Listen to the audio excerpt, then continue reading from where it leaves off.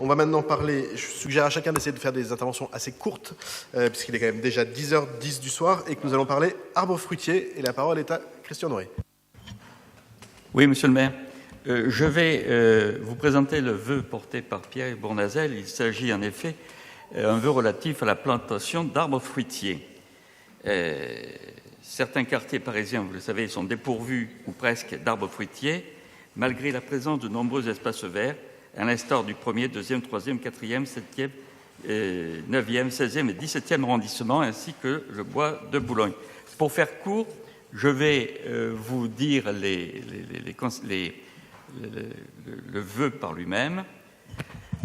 Nous vous demandons, monsieur le maire et à la maire de Paris, de favoriser la plantation d'arbres fruitiers dans l'espace public, dans ses rues, ses espaces verts et ses bois, au sein de son plan arbre, de soutenir, financer et déployer des projets citoyens, Incredible Edible, dans Paris pour favoriser l'autonomie alimentaire locale, saine, durable et inclusive, de développer une filière adaptée d'arbres fruitiers au sein de son centre horticole.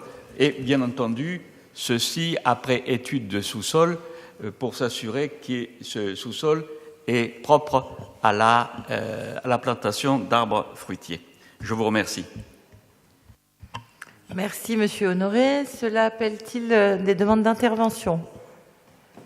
Monsieur Briand. Très court, mais c'est évidemment une bonne préoccupation intéressante. Nous, on y avait réfléchi, notamment sur la caisse des écoles, mais en fait, on a un petit problème, c'est qu'on a, sur Paris, trop de sols qui sont encore pollués, et avec des pollutions industrielles, plomb, etc. Donc, en fait, il y a des tentatives qui ont été faites, mais l'ADEV, en fait, pour l'instant, les interdit.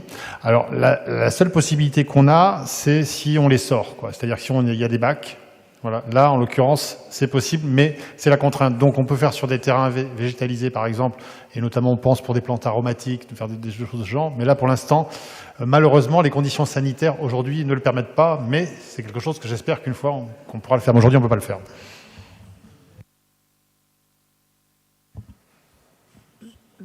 Monsieur Honoré, vous voulez reprendre la parole sur votre propre vœu?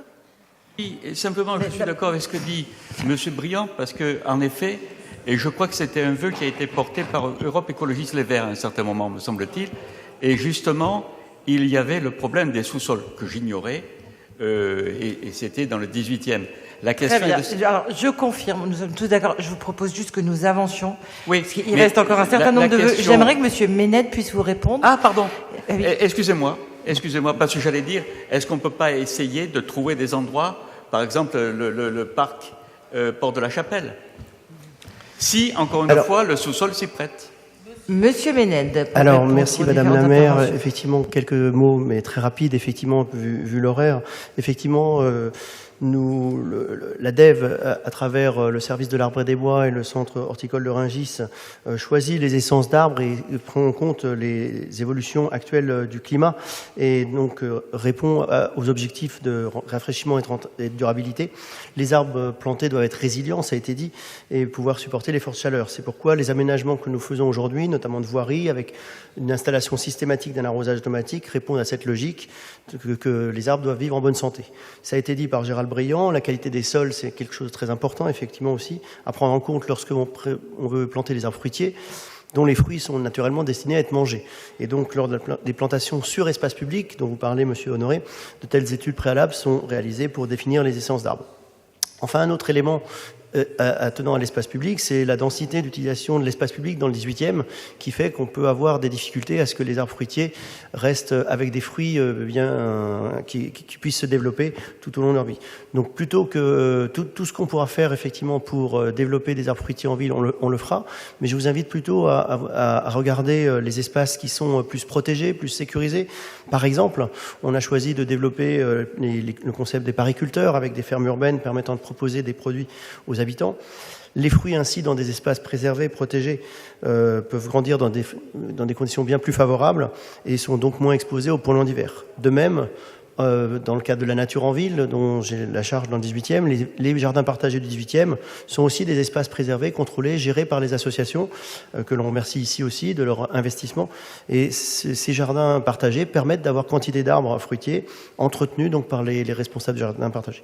Donc compte tenu de ces éléments, effectivement, nous essaierons de faire le maximum pour cela, mais pour cela, c'est-à-dire mettre des arbres fruitiers dans l'espace public si c'est possible, avec tous les considérants qui ont été notés. Et donc je vous invite malgré tout à retirer ce vœu, auquel cas nous voterions contre. Monsieur Honoré, est-il maintenu, est-il retiré? Étant donné que c'est un vœu de Pierre Bournazel, je le maintiens par honnêteté intellectuelle. C'est lui qui décidera au Conseil de Paris ce qu'il fait. Très bien, je vous remercie. Nous passons au vote concernant ce vœu sur les arbres fruitiers à Paris 18e. Qui est pour? Qui est contre? Qui s'abstient? Le vœu n'est pas adopté.